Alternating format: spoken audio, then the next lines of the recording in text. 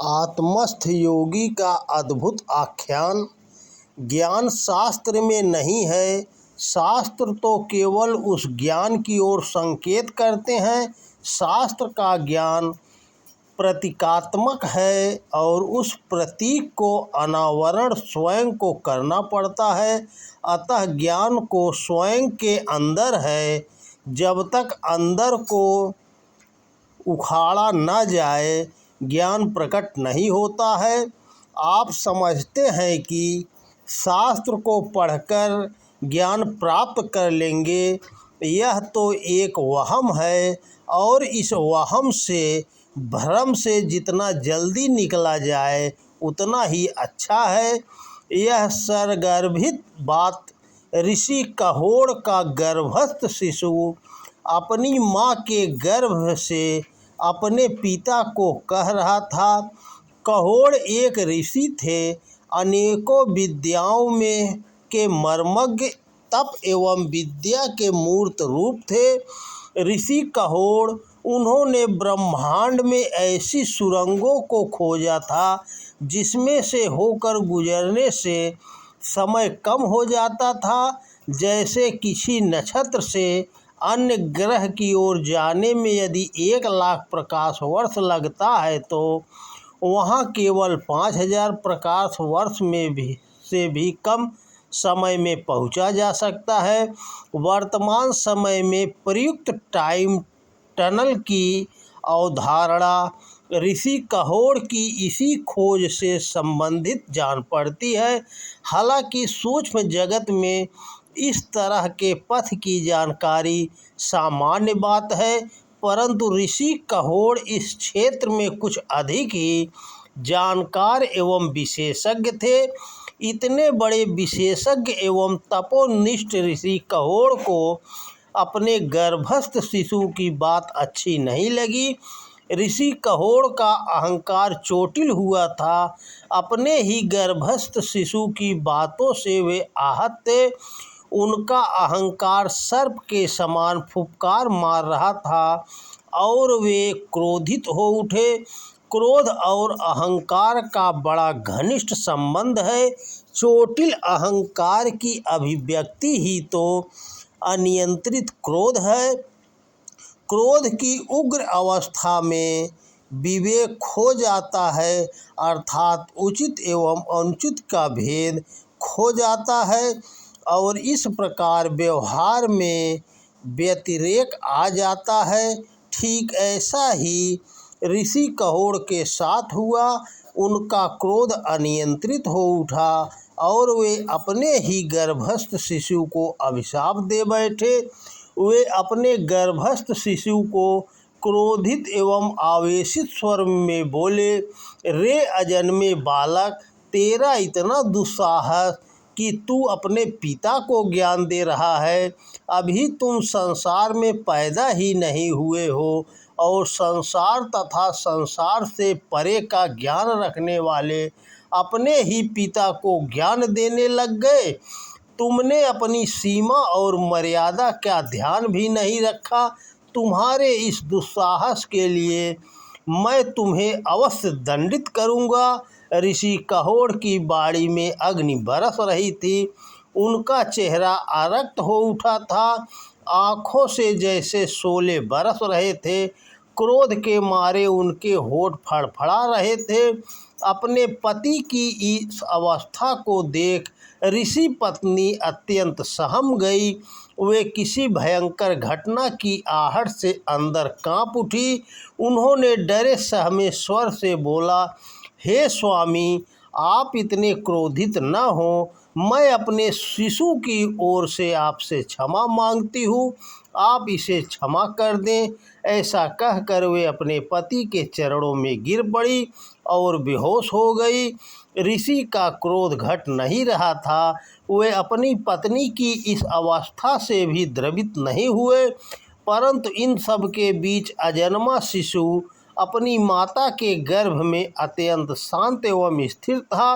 वह अपने पिता के क्रोध से बिना डरे एवं घबराए शांत एवं स्थिर था।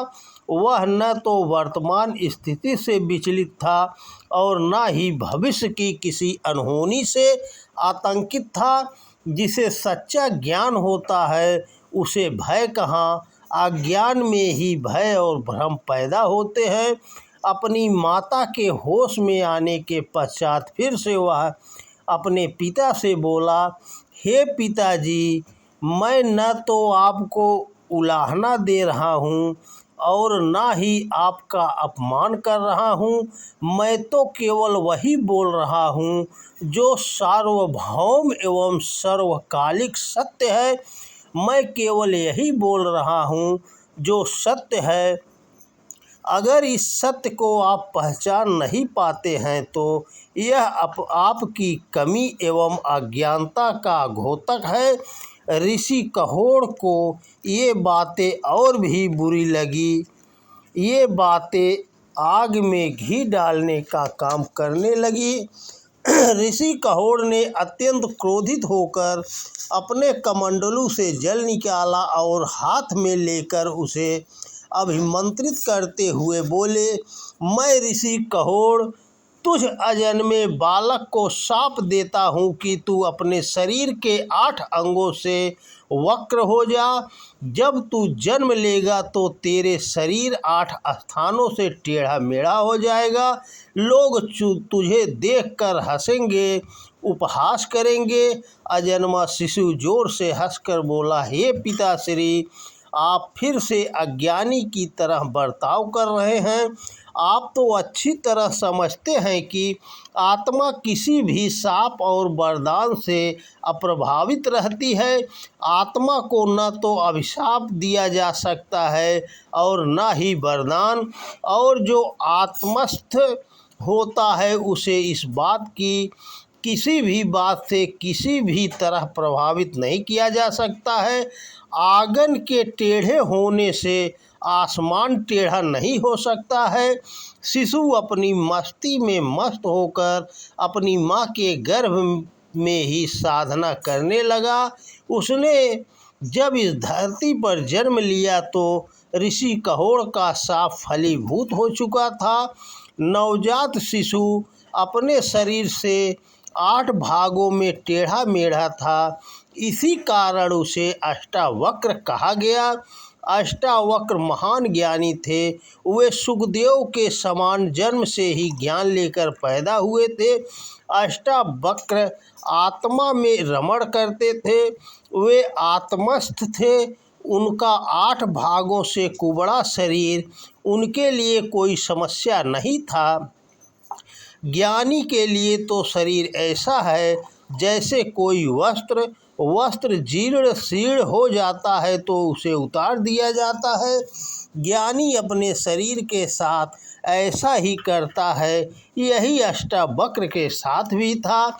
एक बार उनके शिष्य ने कहा, हे आचार्य, आपके पिताजी ने आपको 8 भागों से कुबड़ा होने का अभिशाप दिया था। इसका कोई विशेष अभिप्राय था क्या? ज्ञानी अष्टावक्र बोले, वत्स, पिताश्री ने मुझे केवल अभिशाप ही नहीं दिया था बल्कि उनके इस अभिशाप में और भी कई रहस्य छुपे हुए थे। उन्होंने 8 भागों से कुबड़े होने का जो अभिशाप दिया था वह योग के 8 अंगों से वंचित करने का भी था। अर्थात ऐसी स्थिति में कोई योग साधना करना भी चाहे तो वह उसे करने में सदा के लिए असमर्थ ही रहेगा। यह शाप योग साधना से मुझे सर्वथा वंचित करने के लिए भी था। ज्ञानी अष्टावक्र के इस रहस्योद्घाटन से शिष्य वृंद हतप्रभ थे कि ऐसा कैसे हुआ। शिष्य बोले, आचार्य, ऐसी स्थिति में आप कैसे साधना की सिद्धि कर सके? आचार्य अष्टावक्र बोले, वत्स, योग साधना उनके लिए है जो क्रमिक विकास करते जाते हैं। जो सदा आत्मस्थ भाव में रहते हैं उन्हें किसी योग साधना की जरूरत नहीं पड़ती है। वे सदा आत्म भाव में रहते हैं और उसी अवस्था में आनंदित रहते हैं। वे सुख और दुख से परे आनंदावस्था में रहते हैं। आनंद आत्म भाव की स्थिति है। शरीर तो केवल उसकी अभिव्यक्ति का माध्यम है। देह और इंद्रियों से आसक्त जीव इस अवस्था को समझ नहीं सकता ता इसे तो केवल आत्मज्ञानी ही अनुभव कर सकता है। महान ज्ञानी एवं सदा आत्मस्थ भाव में रहने वाले अष्टावक्र के शिष्यों को भी इस तरह का विचित्र अनुभव होता था। वे अपने आचार्य के संग अत्यंत प्रसन्न रहते थे। तो दोस्तों नमस्कार, वीडियो पसंद आए तो ज़्यादा से ज़्यादा शेयर करें। जय हिंद, जय भारत, जय महान ज्ञानी अष्टावक्र।